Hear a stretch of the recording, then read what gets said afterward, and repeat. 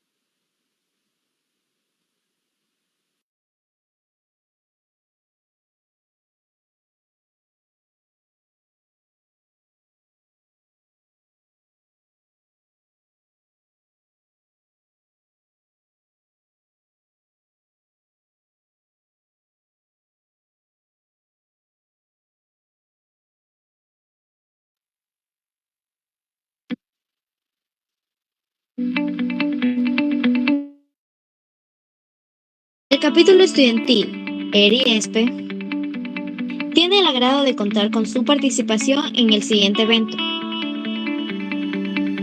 Para que el evento se desarrolle de la mejor manera, tenga en cuenta lo siguiente: cámara apagada, micrófono apagado, y de esta manera evitar interferencias con el expositor. Si tiene alguna duda o pregunta acerca de la presentación, puede realizarla mediante el chat de Zoom, mismas que serán leídas por el moderador y respondidas por el expositor al finalizar el evento. Eri Espe, fomentando siempre la resiliencia sísmica. Bienvenidos.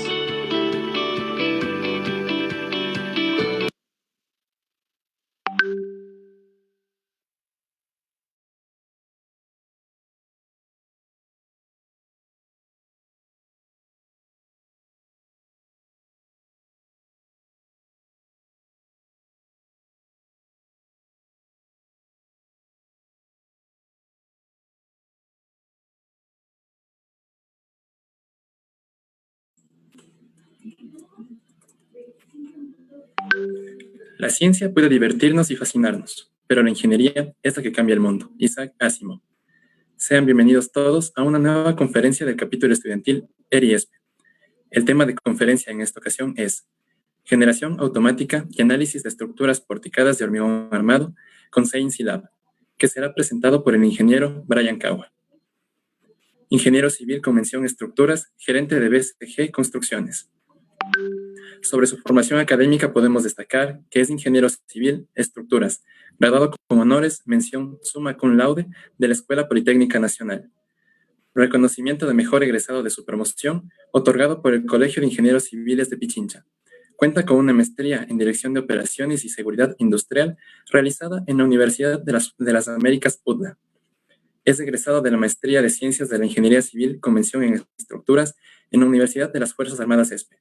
Ha trabajado como analista técnico en la entidad colaboradora de Sintec S.A. con la revisión de proyectos de ingeniería en el Distrito Metropolitano de Quito y como docente universitario en la Escuela Politécnica Nacional.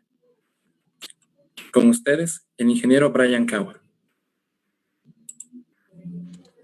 Muy buenas tardes con todos, muchas gracias por la presentación. Siempre es un gusto poder compartir lo que estamos trabajando, lo que estamos investigando con el público en general. Voy a, con su permiso, compartir la presentación. Por favor, me confirman que se ve la presentación y que me pueden escuchar bien.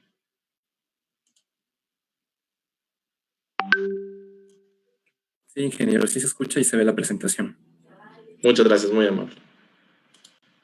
Muy bien, entonces les agradezco mucho por la participación, por estar el día de hoy aquí acompañándonos con esta conferencia sobre la generación automática y el análisis de estructuras porticadas de hormigón armado con CNC Lab.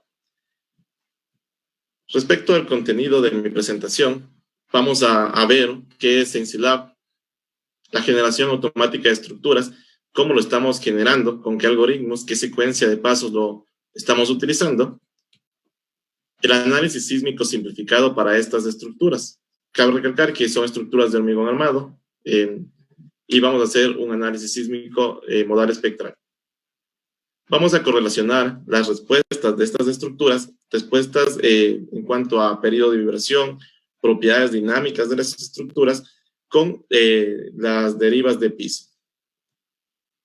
Los nuevos proyectos y las reflexiones y consultas, si los tienen, al final lo podemos responder. Respecto de CNC Lab, CNC Lab es un sistema de computación desarrollado por el doctor Roberto Aguiar, quien es docente universitario de la Universidad de las Fuerzas Armadas de ESPE y de la Universidad Julián en Manabí. Al doctor Roberto Aguiar se han ido sumando colaboradores, estudiantes, colegas, compañeros, amigos, que han contribuido al sistema de computación CNC Lab. Actualmente tenemos una página web, cnc.wordpress.com, en la cual ustedes pueden visitar y obtener de allí mucha información, a mi criterio, muy valiosa. Respecto a investigaciones que estamos desarrollando como grupo de investigación, las clases del doctor Roberto Aguiar, que está transmitiendo de manera virtual, tiene en el repositorio docencia los videos de sus cátedras, que son muy útiles para actualizar nuestro conocimiento referente al análisis estructural, el peligro sísmico, análisis matricial, entre otras. En consultorías, el doctor Roberto Aguiar, una persona que tiene de la mano tanto las consultorías, la parte práctica, como la investigación, en algunas consultorías ha considerado oportuno plasmar este trabajo en paper. Entonces, él ha compartido muchos de sus trabajos en ResearchGate y los vínculos donde ustedes pueden encontrar esos trabajos se encuentran en cnclab.wordpress.com. Además de ello, nosotros generamos también cursos. La intención es difundir el conocimiento que hacemos como grupo de investigación, que hacemos como ecuatorianos, de una forma más directa con el público en general. En la pestaña cursos mantenemos siempre la información referente a los nuevos cursos, a lo que ya hemos hecho previamente y a lo que podemos en un futuro compartir con ustedes. En contacto tienen ustedes nuestros correos, teléfonos. Siempre es bueno tener las sugerencias y una retroalimentación para mejorar. CNC Lab nos permite, como sistema de computación y con ciertas rutinas, hacer el análisis estructural de estas tipologías que ustedes logran encontrar aquí.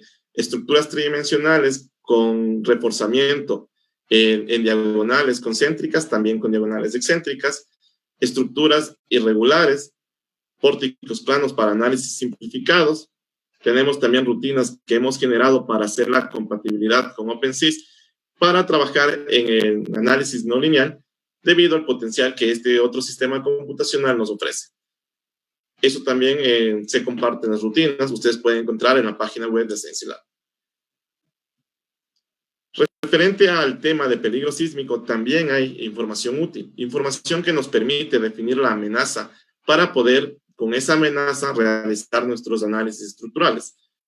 Entre las rutinas que hemos manejado, por nombrarles algunas, tenemos el escalamiento de sismos, las ecuaciones de movimiento fuerte del terreno que nos permiten predecir cuál va a ser los sismos, qué tipo de sismos vamos a tener en una determinada zona y cómo los podemos representar matemáticamente. Además de ello, la atenuación. Actualmente estamos trabajando mucho en lo que es la propagación de las ondas sísmicas para estudiar el efecto que tiene el sitio, las características del terreno en la amplificación o de amplificación de las ondas sísmicas. Lo que vamos a tratar el día de hoy se va a basar en el artículo que les he colocado aquí como artículo de referencia. Es una investigación realizada con la ingeniera Julia Piratazzi, el doctor Roberto Aguiar y el ingeniero Félix Bach. En este caso, todo lo que nosotros vamos a hablar el día de hoy, todo lo que voy a compartirles aquí, está plasmado en este artículo y ustedes pueden encontrar con mucho más detalle el procedimiento, inclusive en la página de ResearchGate, ustedes tienen las rutinas que se utilizó en MATLAB para generar este análisis. Nuestra intención es, como toda investigación, no vamos a terminarla en un día, o en un mes, o en un programa, sino que uno da una pauta para que otra persona pueda continuar mejorando estas rutinas, pueda hacer investigación a raíz de lo que ya existe. Entonces, como investigadores, si ya llegamos hasta cierto escalón y alguien quiere de allí en adelante mejorar, tomar esto como una base, como una referencia, siempre y cuando, evidentemente, como investigadores, como gente seria en este campo, citando el trabajo previo. He visto que en algunos casos se han hecho contribuciones muy importantes a partir de ciertos programas que hemos propuesto. Entonces, esa es también nuestro fan. Quisiera comentar respecto a cómo se ve la evolución de nuestra ciudad. Digo nuestra ciudad porque me encuentro ahora en Quito y muchas de las personas que nos están siguiendo son de Quito también. Entonces, en 1984 teníamos alrededor de 203 habitantes, con un territorio ocupado de aproximadamente 9,000 hectáreas. Actualmente, en 2018 que tengo este dato de 2.2 millones de habitantes y actualmente, que no ha de haber cambiado mucho la cifra, miren cómo ha crecido la ciudad. La ciudad ha crecido hacia los extremos, tanto hacia el sur como hacia el norte. Este crecimiento muchas veces no es acompañado de la mano de profesionales, de ingenieros, de arquitectos, que tanto en la planificación como en la seguridad estructural y como en el control de obra colaboran y con esta sinergia llevan a cabo que una estructura cumpla con parámetros de economía, de seguridad en especial, no se lo ha hecho de esa forma. Entonces uno puede recorrer la ciudad y ver mucha informabilidad, ver estructuras que durante un evento sísmico muy probablemente van a tener un colapso o una afectación grande. Entonces, pensando en ello, tenemos que primero caracterizar qué tipo de estructuras tenemos. Dos artículos que a mí me agradan mucho respecto a el estudio de la ciudad, tanto de la vulnerabilidad estructural como de las pautas de la amenaza, son el que está marcado aquí como Cupuerán María en 2016, en el cual tuve la oportunidad de participar también. Se hizo una evaluación respecto de los parámetros de vulnerabilidad estructural.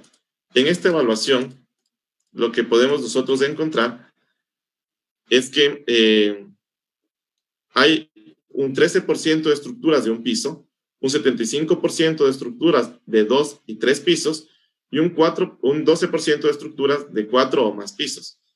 Si bien esto se lo hizo en el sur de Quito, nosotros vemos que una característica representativa de nuestras tipologías estructurales son de 2 y 3 pisos, en especial de hormigón armado con mampostería de bloque.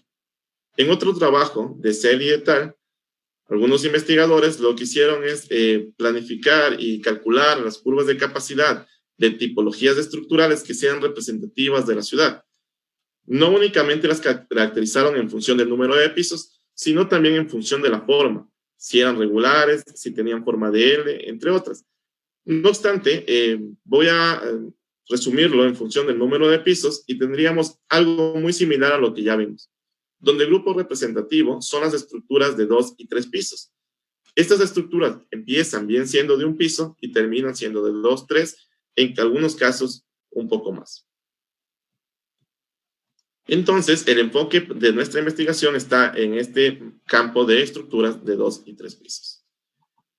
A manera de resumen general, lo que se hizo en este trabajo es establecer pórticos, tipologías tipo, en la cual van a ir variando las secciones de las columnas y de las vigas, a más de la configuración estructural referente al número de vanos en sentido X y número de vanos en sentido transversal, y con ello tener un grupo representativo de estructuras de 2 y 3 pisos. También se utilizó una base de datos de aproximadamente 100 estructuras reales, estructuras regulares en esta primera etapa de la investigación. Luego esta investigación se puede extrapolar a estructuras irregulares.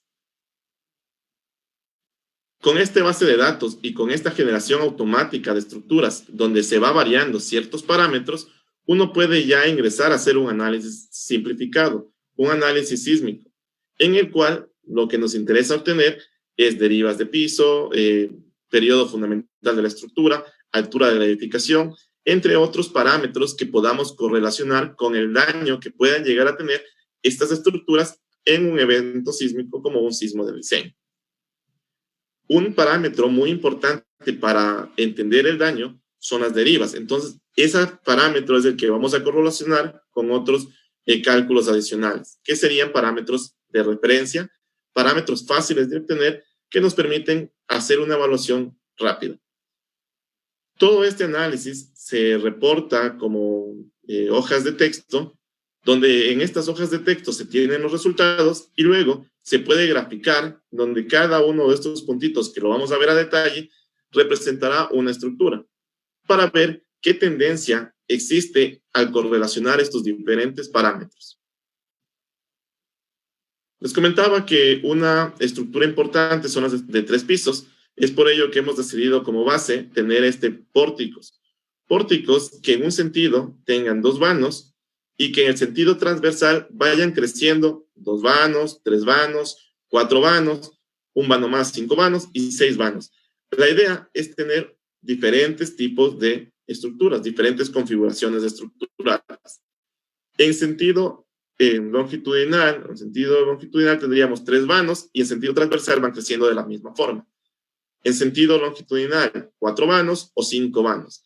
La idea es tener un grupo de estructuras representativas, un grupo que sea con un criterio racional en base a lo que hemos podido observar de otros trabajos. No hemos hecho una encuesta, no hemos hecho un levantamiento de la información. No obstante, conocemos la realidad de nuestra ciudad y con trabajos de otras personas podemos tener una base para el análisis en nuestro caso. SensiLab trabaja con matrices, vectores. Por lo tanto, toda esta información debe ser llevada a matriz.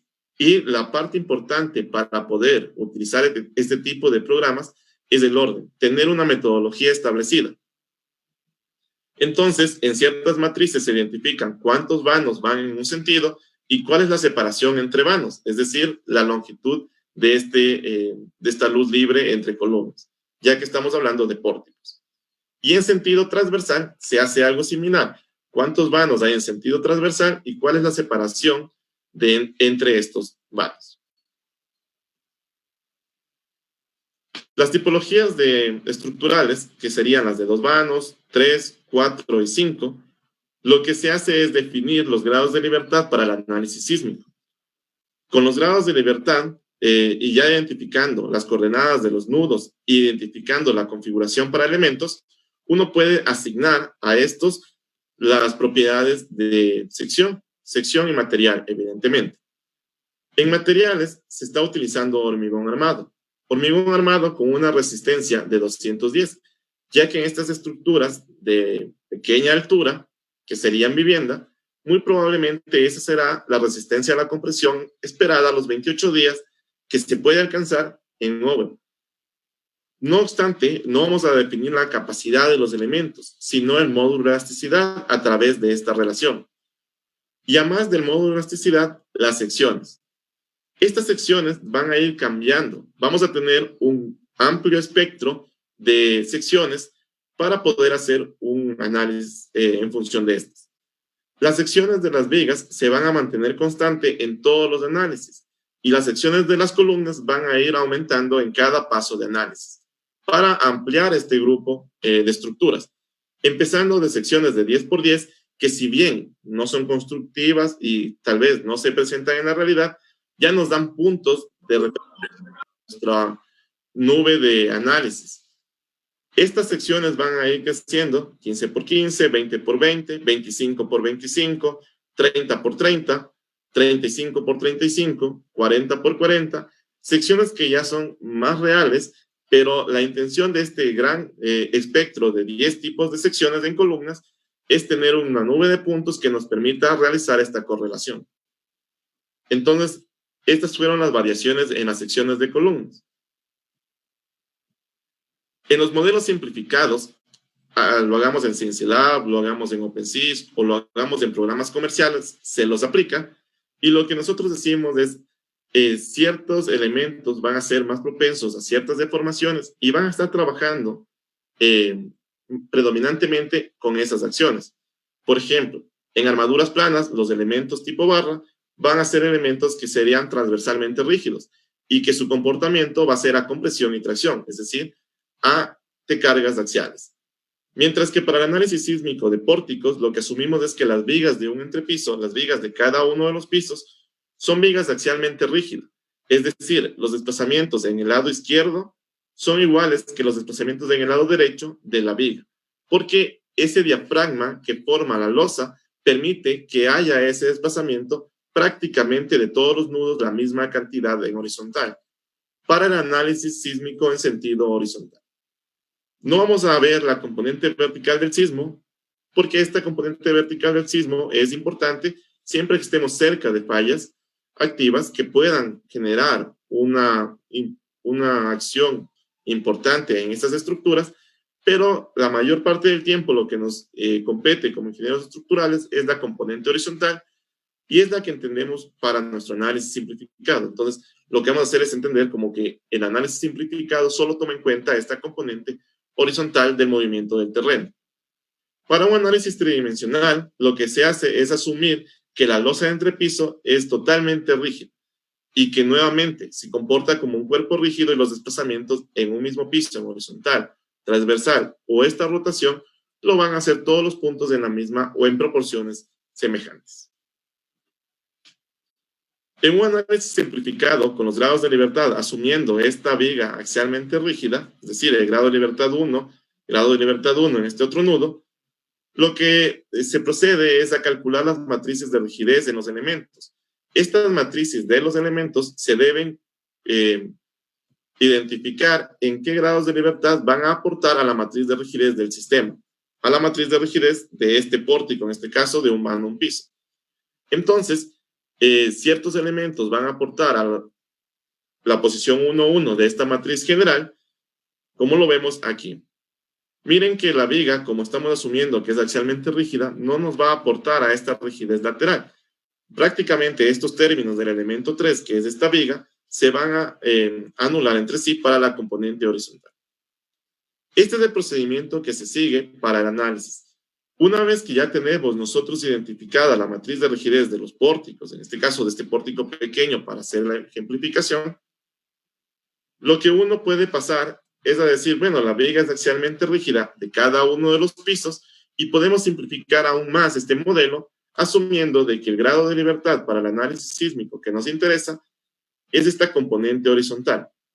Este grado de libertad en la dirección horizontal, denominado 1, para este un vano o un piso, para este pórtico. Algo importante es para pasar de este sistema de 5 grados de libertad al sistema de 1 grado de libertad, porque es de un piso, lo que hacemos es la condensación estática. Esta condensación estática lo que nos permite es, como es matricialmente el orden tanto de las fuerzas, en este caso del vector de cargas generalizadas Q, el vector de desplazamientos Q minúscula, relacionando estas acciones con estos desplazamientos a través de la matriz de rigidez K, como vemos aquí, entonces tenemos nosotros que las fuerzas son proporcionales a los desplazamientos a través de la rigidez del pórtico. Entonces, podemos aplicar el principio de superposición y decir, bueno, lo único que voy a analizar en este pórtico en una primera instancia es la componente horizontal del movimiento del terreno. Esta componente horizontal, para análisis sísmicos simplificados, se los puede tomar en cuenta a través de fuerzas estáticas equivalentes. Es decir, en este grado de libertad, aplicar una fuerza horizontal que represente el sismo.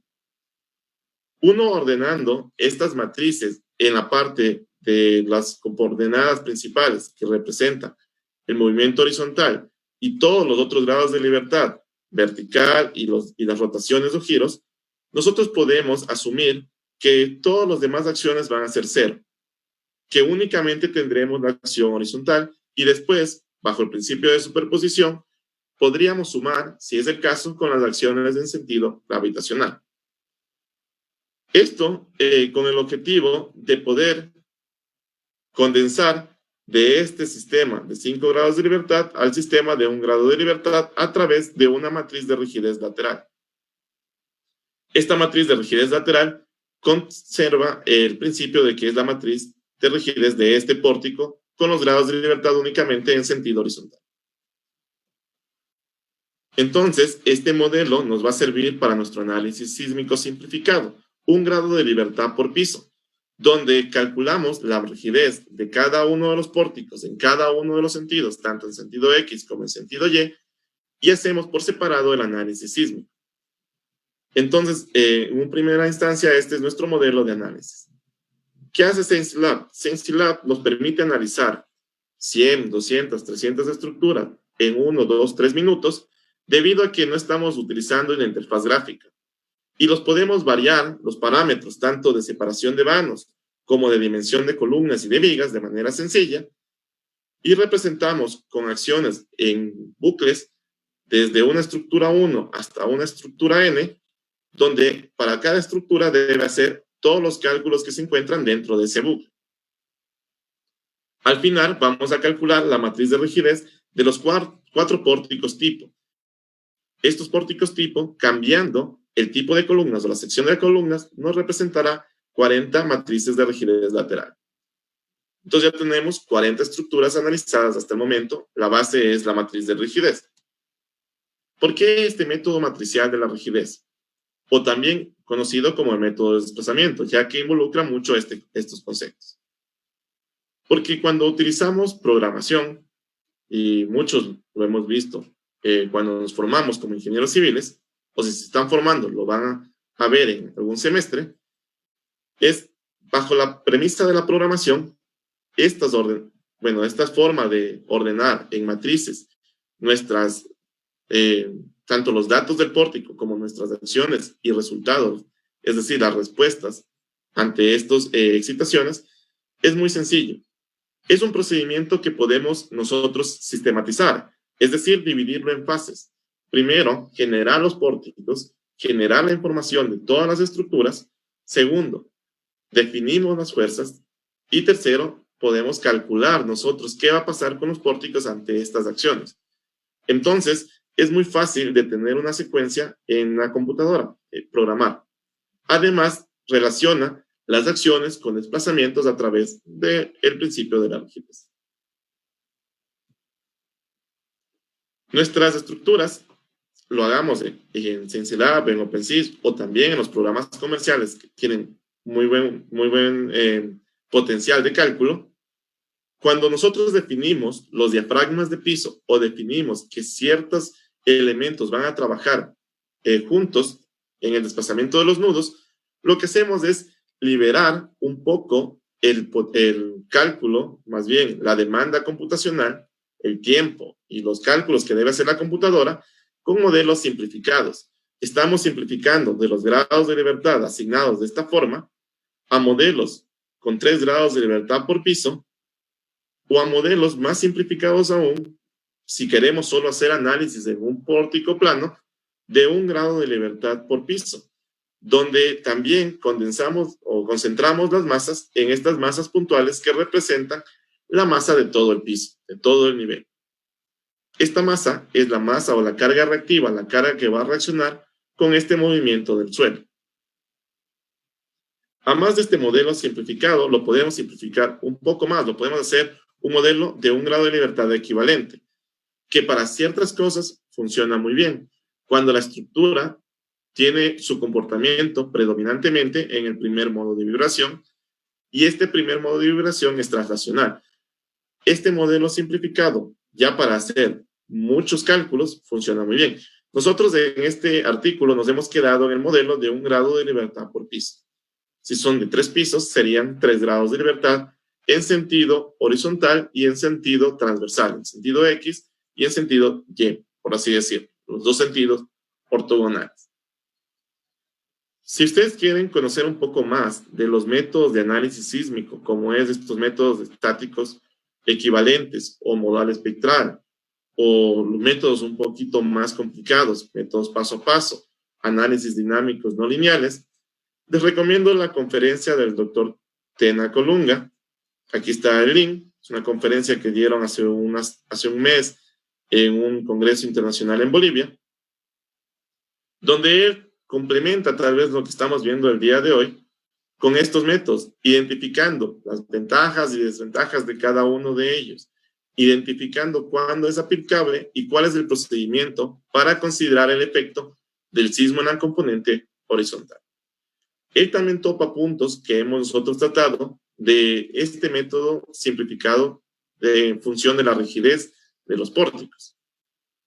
Entonces, es una muy buena referencia. Si ustedes tienen un tiempo, les recomiendo que lo vean.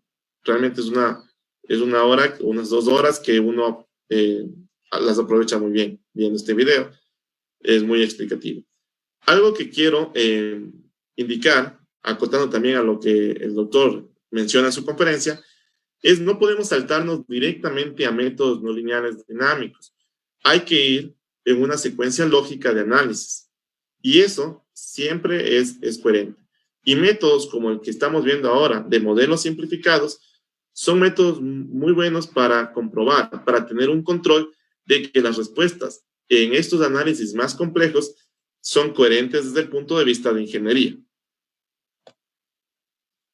Si ya tenemos nosotros la matriz de rigidez de los pórticos, algo que nos interesa también es tener la matriz de masas.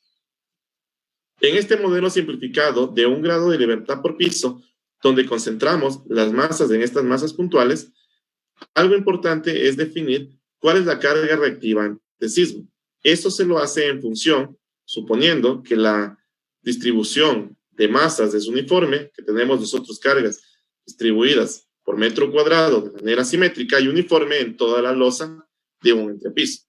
Esta suposición también se ha hecho para este análisis. Además de ello, ¿cuál es la carga que reacciona con un movimiento sísmico? De manera general, la norma lo que nos indica es la carga muerta, la carga del peso propio de los elementos más la carga permanente que va a estar en una estructura cuando viene un movimiento del terreno, cuando tenemos un evento sísmico. Eventualmente nos dice, usted puede considerar un porcentaje también de la carga viva, porque es probable que durante este evento sísmico exista un porcentaje de esta carga que esté en la estructura.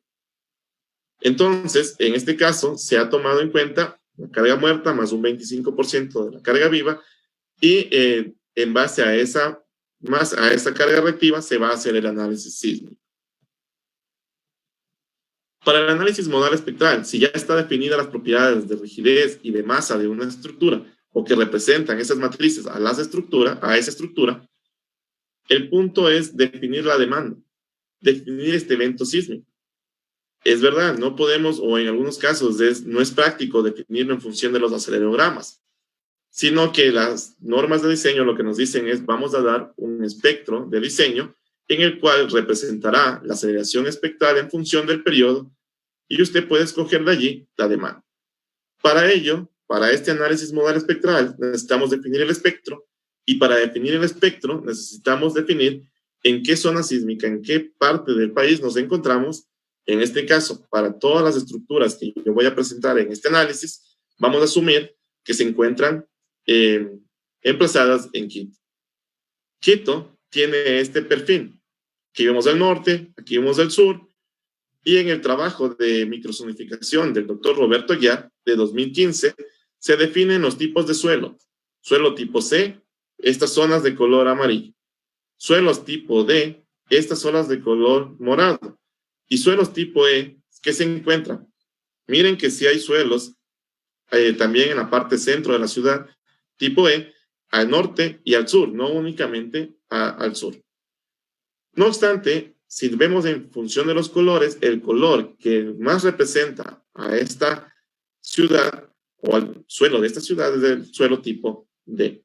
Entonces, los cálculos vamos a hacer en base a esta suposición. También se lo ha hecho en función del suelo tipo 6, suelo tipo E, para ver cuánto cambia el análisis. Entonces, con la matriz de rigidez de cada una de las estructuras, uno puede cuantificar parámetros como la cantidad de columnas y luego encontrar en base a este espectro de la NEC 15, con estos datos, la amenaza y cruzando tanto el análisis de qué va a pasar con cada uno de los pórticos o con cada una de las estructuras ante este espectro, podemos encontrar respuestas en términos de derivas. En términos de deriva, porque es algo como que entendemos, o a través de ello podemos entender el daño que van a sufrir las estructuras. Entonces, este parámetro es un parámetro interesante para comparar. Un parámetro para correlacionar estas derivas es la cuantía de columnas. Esta cuantía de columnas es una idea del ingeniero Félix Vaca que nos ha transmitido. Él dice, bueno, viene un evento sísmico, si hay un subsuelo, lo que va a vibrar respecto a este movimiento del terreno es lo que está sobre el nivel de la calle, y en edificios de gran altura, tal vez ingresa parte de los primeros subsuelos. No obstante, en construcciones de 3 pisos o donde no tiene subsuelos, lo que hacemos es decir, bueno, desde el nivel de la calle hacia arriba, es lo que va a estar vibrando debido a este movimiento del suelo. ¿Cómo representamos nosotros la carga reactiva? A través del área de cada una de las losas que van a aportar a esta carga reactiva. Sumando todas las losas, todas estas áreas de todas las losas de construcción, tendremos el área de construcción que aporta a la carga reactiva. Y también este evento sísmico. Vamos a decir, en manera simplificada, el cortante basal. En mayor parte van a estar resistidas por las columnas que están aquí marcadas de color rojo, que serían las columnas de planta baja. Entonces, esta mayor fuerza sísmica, resistida por estas columnas en planta baja, nosotros podemos identificar quién se opone a esta fuerza sísmica es la sección, esta área transversal de las columnas. Entonces, sumando el área transversal de todas las columnas de planta baja, tenemos el numerador de esta expresión denominada cuantía de columnas. Sumatoria del área de columnas en planta baja respecto al sumatorio del área de construcción que aporta la carga reactiva. Miren que es muy fácil obtenerlo y es por ello que en las entidades colaboradoras, cuando uno hace el formulario, nos piden área bruta de construcción y también piden área de columnas en planta baja. Es para poder tener como término de referencia la cantidad de columnas. El ingeniero Félix Vaca, profesor de la Escuela Politécnica Nacional, director de la entidad colaboradora de Sintexa, previamente director de la entidad del Colegio de Arquitectos, la SP, tienen este factor como una referencia. Entonces, en los formularios que ustedes logran llenar, van a reportar estos estos valores. Pues ya vemos el porqué de esos datos. Otro parámetro interesante es el H sobre T. Este índice de rigidez que nos relaciona la altura del edificio total que está vibrando, o sea, respecto a esta planta baja, a este nivel de la calle, con el periodo de vibración de la estructura. Este periodo fundamental de vibración que representa las propiedades o que tiene que ver con las propiedades dinámicas de la rigidez y de la masa de las estructuras. Entonces, algunos investigadores han relacionado a este parámetro H sobre T, en especial Welderman en Chile en 1997, lo que dijo es, clasifiquemos las estructuras dividiendo solo estos dos números. Si son menores a 20, este parámetro son estructuras muy flexibles. Alguien después dijo, Moroni y Astroza en 2002, vamos a clasificar no solo en función de este parámetro en muy flexibles, rigidez normal o rígidos, sino que relacionemos con el daño. Entonces, las que son muy flexibles, un daño moderado. Las que son entre 40 y 50, que son ya unas estructuras con rigidez normal, daño estructural leve después de un evento sísmico. Las que tienen una rigidez mayor a 70, en este caso H sobre T mayor a 70, el daño después del evento sísmico es probable que sea despreciable. Estamos hablando de estructuras con muchos muros de corte en ambos sentidos. Hay otros estudios nacionales, como el estudio de Ceballos, Urbano, Moriano y el doctor Pablo Caiza, profesor de la Universidad de las Fuerzas Armadas de ESPE, que relacionó el H sobre T de las estructuras también con el daño. Entonces, él lo que dice es, bueno, este parámetro es interesante, es un indicador de la vulnerabilidad de nuestras edificaciones. Entonces, en una muestra de 10 estructuras, lo que se hace es medir la altura total de la estructura, también modelar y obtener los periodos sin mampostería y con mampostería para obtener el H sobre T de estas estructuras y correlacionar con el daño. Yo he hecho estas gráficas indicando cuál es la referencia entre si consideramos la mampostería y si no consideramos. Si bien la muestra solo son 10 estructuras, ya nos da una idea. Más o menos se tiene una reducción del periodo del 35% cuando consideramos la mampostería versus cuando nosotros no tenemos mampostería. Y el parámetro H sobre T más o menos en un 60%. No solamente modelándolo, porque modelar la mampostería muchas veces es complicado, es complejo, y si yo lo grafico o lo analizo sin las mamposterías, tal vez no representa de manera fidedigna a las estructuras.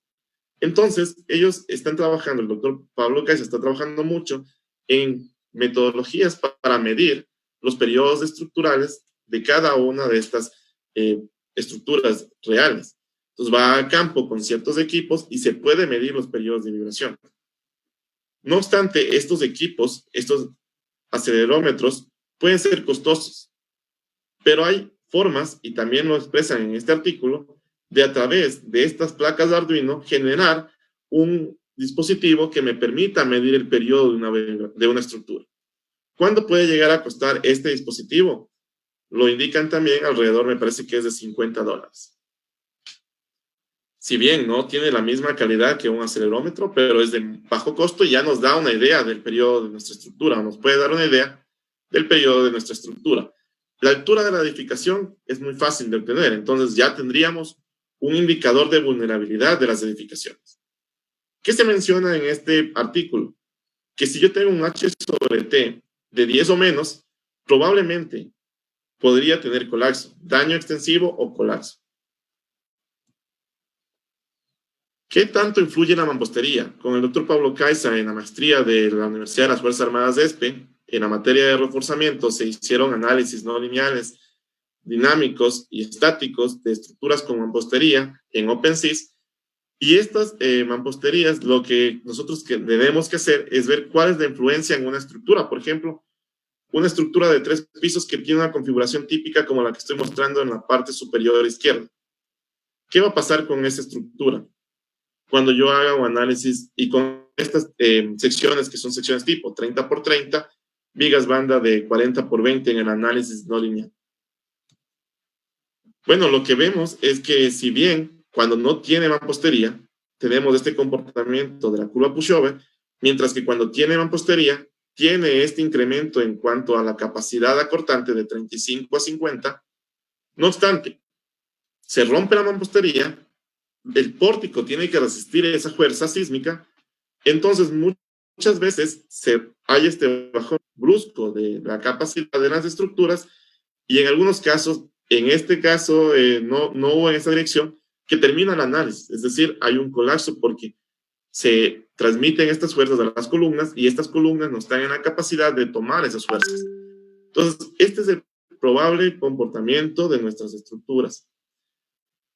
Estructuras de vivienda con estas mamposterías, e inclusive hay otras patologías que no se los detecta en el software y que es la causante en función de la mampostería. En sentido transversal, en sentido Y, el efecto es mucho más notorio.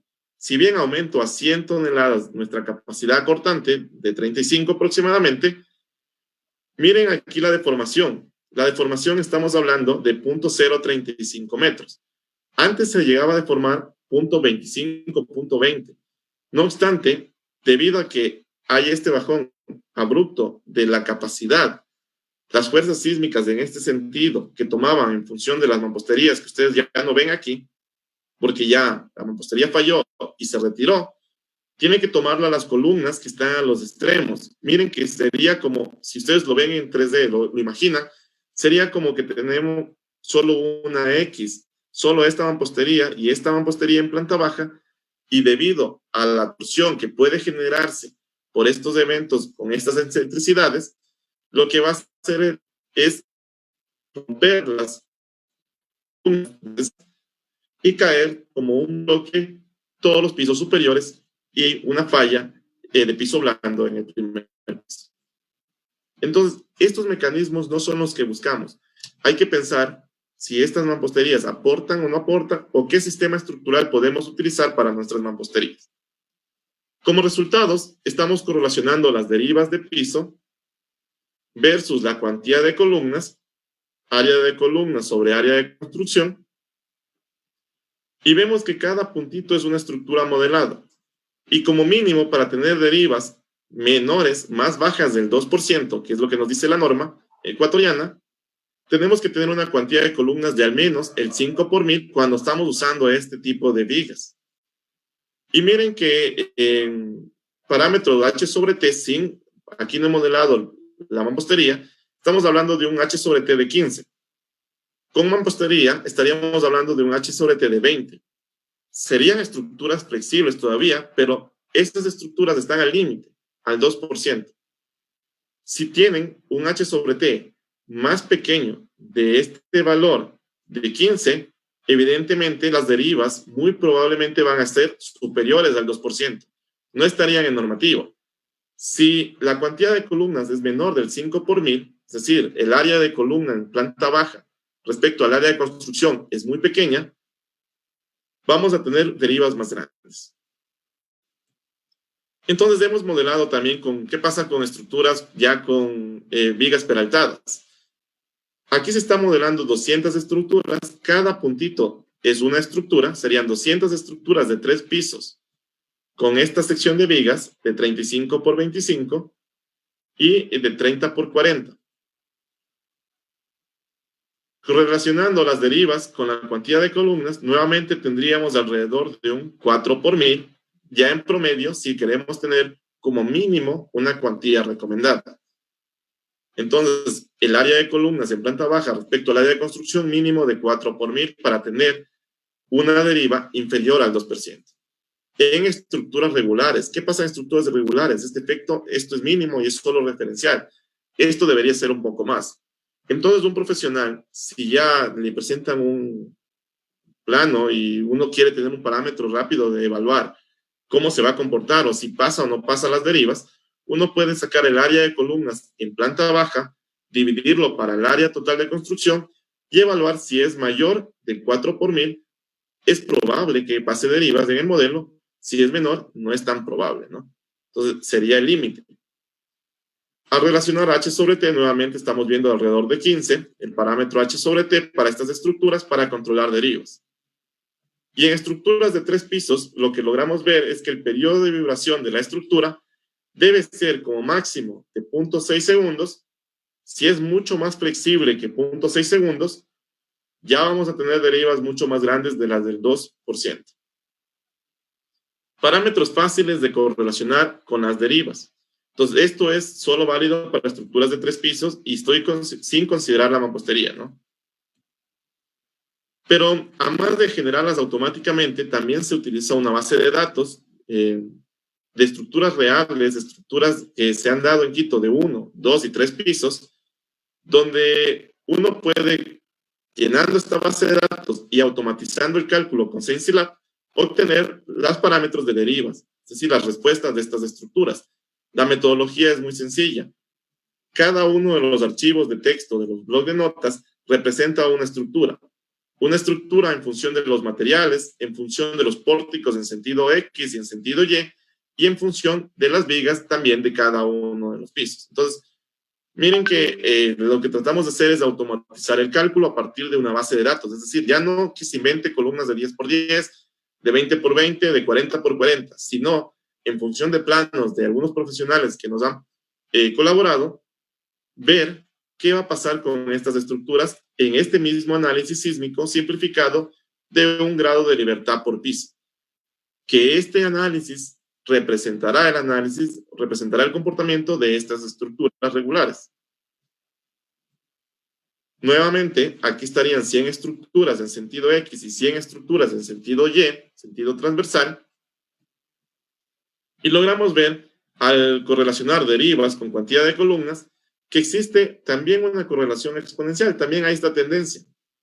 Y como mínimo, para tener el 2% de deriva, o una deriva más baja que el 2%, necesitamos una cuantía de 4 por 1000. Una cuantía de columnas de 4 por 1000 en estructuras de hormigón armado. Entonces, es interesante también relacionarlo con el parámetro H sobre T y encontrar de que lo mínimo del parámetro H sobre T debería ser de 15.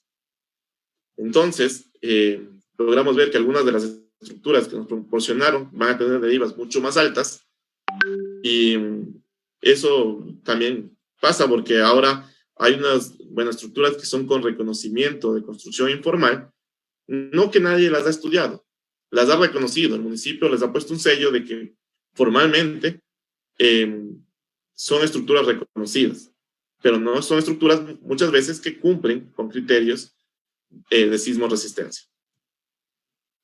¿Qué pasa si ya nosotros correlacionamos las nubes de puntos de las estructuras aleatorias con las estructuras reales, que son los puntos de color azul y verde? Las aleatorias son las estructuras que están aquí con el más, con el triángulo y con el círculo. Las aleatorias son estructuras únicamente de 3 pisos, con vigas banda y vigas peraltadas. Y las estructuras reales son estructuras de 1, 2 y 3 pisos. Al correlacionar esta nube de puntos, derivas versus cuantías de columna, si queremos tener derivas inferiores al 2%, como nos indica la normativa, tenemos que tener una cuantía de columna mínima, al menos un 4 por 1000. Nuevamente, este análisis nos dice 4 por 1000 mínimo. Si tienen más, las derivas van a ser menores, y al ser menores, el daño después de un evento sísmico también va a ser menor. Entonces, hay muchas estructuras que estaban con derivas mucho menores al 2%, estaban con respecto al 1% o al 0,5%. Son estructuras que muy probablemente son de 1 piso o 2 pisos actualmente, pero en el futuro van a crecer a 3 o 4 pisos. Entonces, allí, el área de columnas en planta baja no va a cambiar. Lo que sí va a cambiar es el área de construcción, es decir, la carga que aporta el sismo. Entonces, allí van a variar estos parámetros, pero tenían como esta seguridad para futuras ampliaciones. ¿Qué pasa cuando analizamos en suelos C, D y E? En suelos C, D y E, estas mismas estructuras, la nube de puntos aumenta. Hay muchos más cálculos, hay muchos más análisis. ¿Cuánto se demora el programa en hacer todos estos cálculos? Estos cálculos, el programa se demora alrededor de 10 minutos. Y estamos hablando de análisis de 300 estructuras de 200 estructuras de 3 pisos con vigas de 35 por 25, 200 más con vigas de 30 por 40 y 200 más de 25 por 35. Estamos hablando de 600 estructuras aleatorias, más 100 estructuras en cada sentido con datos reales, 800 estructuras. 10 minutos de análisis. ¿Cuánto se demora uno en programar esto para que haga todos esos cálculos? La primera vez toma mucho tiempo, toma 2 semanas, pero ya el programa ya está dado y de allí se puede seguir utilizando para variar otros parámetros. ¿Qué pasa si el módulo de elasticidad no es 15.100 raíz de P'(C)? Si ponemos un valor menor, ¿cuánto influye esto en las derivas? Entonces hay mucho todavía que investigar, hay mucho todavía por hacer. Nuevos estudios respecto a la cuantía de columnas, el ingeniero Félix Vaca, lo voy a tomar del manual de Desintexa, de una agenda que en las primeras páginas tiene recomendaciones del ingeniero Félix Vaca, en su mayoría, lo que nos dice es, bueno, este parámetro fácil de calcular por cualquier ingeniero, por cualquier persona, solo sería sumatoria de columnas en planta baja, o el área transversal de columnas en planta baja, versus la sumatoria del área de construcción de las plantas que van a estar sobre el nivel de la calle. Si es de hormigón armado, mínimo yo les recomiendo 4 por 1000. Esto ya lo había dicho antes de hacer el estudio el ingeniero Félix Vaca, en función de su experiencia, en función de cuántos estudios ya revisó. Lo que hicimos es corroborar este número. En función de la experiencia del ingeniero Félix Vaca, dice, bueno, en columnas de 0, tal vez un 3 por 1000. Solo son valores referenciales, no son valores normativos, pero son valores muy buenos. Desde mi punto de vista, yo los he probado en algunos de mis diseños y digo, bueno, si estamos por ahí, me salen valores un poquito más altos, valores que están en este enfoque, y es una forma de también controlar los diseños como ingenieros civiles. También tiene para estructuras con muros, estructuras de 0 con muros. Entonces, vamos a ver que en estructuras con muros, lo que dice el ingeniero Félix Vaca es, ya como son muros, lo que vamos a hacer es, en cada dirección ortogonal, calculamos en la cuantía ya no de columnas, sino la cuantía mínima recomendada. Como conclusiones del trabajo, se presentó una metodología para generar estructuras de manera automática. Gracias a los programas de ScienceLab, gracias al orden y a la metodología que estamos siguiendo. ScienceLab es una ventaja en este tipo de análisis. Para hacer una estructura, tal vez es mucho más tiempo que una estructura en programas comerciales. Pero para analizar 100, 200, 1000 estructuras, el tiempo de ejecución disminuye notablemente. Hay cosas que estamos desarrollando como grupo de investigación, análisis no lineal, incluyendo disipación de energía, aislamiento sísmico. ¿Qué pasa cuando tenemos diagonales? Entonces, eso se está incluyendo como rutinas de ScienceLab y se está reportando en artículos. Otra conclusión importante es que para tener derivas inferiores al 2%, en el 15 es el límite, al menos cuantías de 4 por 1000. Si tiene más de eso, mejor. Menos de eso, hay que hacer un análisis particular para ver si cumple esta estructura. Hay casos que podría cumplir, ¿no? Esto solamente es referencial. Parámetro H sobre T, menores a 15 metros por segundo, podrían ser categorizadas como estructuras muy flexibles, que probablemente tendrán derivas superiores al 2%. Estos parámetros son parámetros que ustedes ven fáciles de obtener. Ya se corroboró en este artículo que se puede correlacionar con las derivas y a su vez correlacionar con el daño. Entonces, son fáciles cuando se quiere hacer una evaluación estructural. Queremos hacer una evaluación estructural. Calculemos estos dos parámetros. Miramos tal vez el periodo de las estructuras, la altura total de la estructura. Y con esta información, demos un primer criterio. Luego sí, hacer un estudio mucho más detallado del caso, pero como parámetro rápido de evaluación, les ofrecemos estos que están aquí, los que hemos expuesto. Una reflexión antes de terminar es, yo he hecho realmente análisis dinámicos no lineales y estáticos no lineales. He hecho análisis estructural y una reflexión importante es, si bien son análisis sofisticados, Hay muchas variables en juego. Uno puede equivocarse en cualquiera de los puntos y hay que tener gente que revise este tipo de trabajos. Pero esto representa la realidad. Se están conectando únicamente un frame, una barra de la columna con una barra de la viga. ¿Esto se va a comportar como lo dice nuestro modelo o de una manera totalmente distinta? Entonces, en alguna conferencia en la conferencia del 2018 del ingeniero Félix Vaca, él hablaba de parámetros importantes. No parámetros importantes de hacer cálculos muy sofisticados. Eso se los puede hacer y se los debe hacer. Pero la reflexión es, ¿qué pasa en este tipo de detallamiento? El software dice pasó columnas de 20 de una cara, 30 en otro sentido o 40 en otro sentido, no importa, sería 20 en una cara, con este tipo de vigas. Vigas banda de 30 por 20, 30 por 20 o de 40 por 20.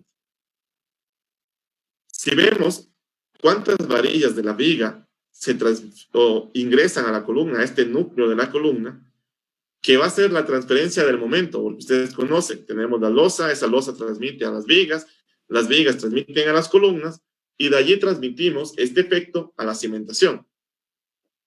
La pregunta es, con este detallamiento, miren cómo algunas varillas en esta cara de 20 quedan por fuera de la columna. ¿Se está asegurando realmente un comportamiento sismo resistente? Ya la normativa nos impide utilizar caras de 20, pero muchas veces en construcciones informales, inclusive en construcciones formales, se trata de defender con análisis más sofisticados estas dimensiones. Puede ser que el software diga, sí, está muy bien, hay daño en la viga, se formó la rótula plástica en la viga y está todo bien. Se comprueba que el comportamiento en el computador es correcto. En la realidad, al tener estas dimensiones, las varillas tal vez de la viga van a quedar por fuera de la columna. Aseguramos transferencias de los defectos. Esta es una reflexión que dejo un poco abierta a cada uno de ustedes, a su criterio, ¿no? Hay que tener muy en cuenta también, no solo el análisis computacional, el detallamiento, la obra y el comportamiento real de las estructuras. No perder de vista esto. ¿Dónde pueden encontrar las rutinas de StencilLab? El doctor Roberto Ayar, como pertenece a la Universidad Laica Eloy Alfaro de Manabí también, en el centro de investigación de este centro educativo, se tiene las rutinas de MATLAB disponibles para que se las puedan descargar de manera gratuita. Es libre, abierto al público.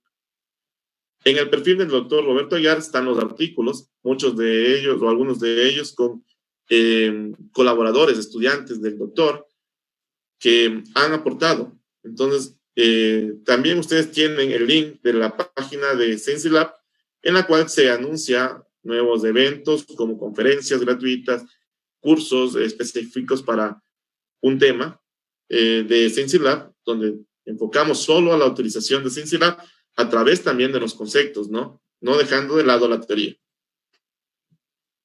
Estas son las referencias de las cuales yo he basado la exposición, artículos que si el tema fue de su interés, lo pueden consultar.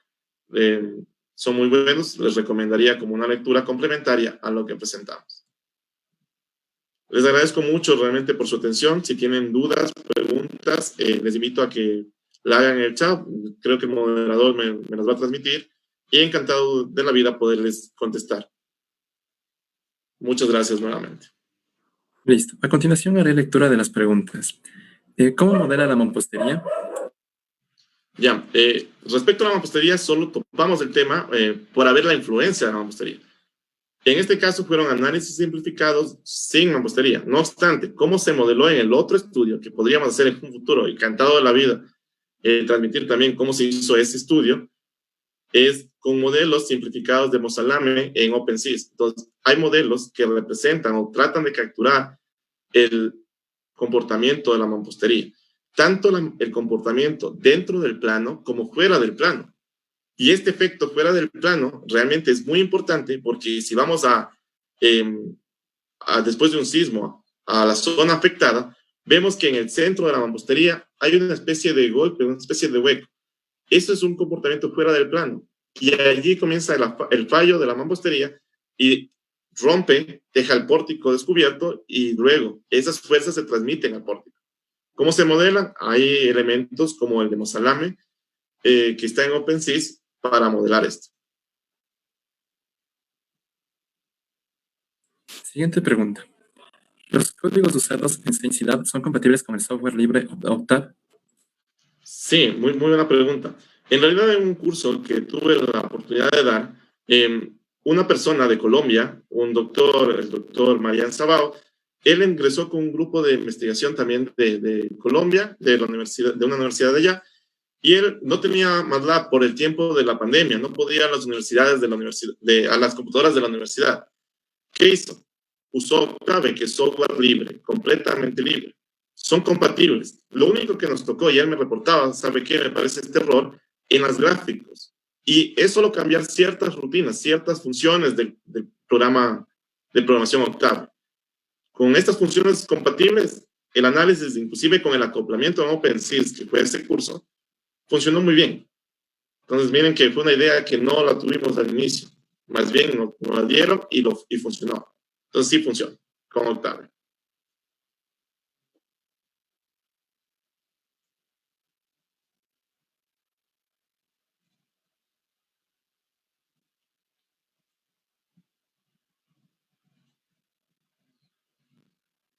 No sé si tal vez hay alguna otra pregunta.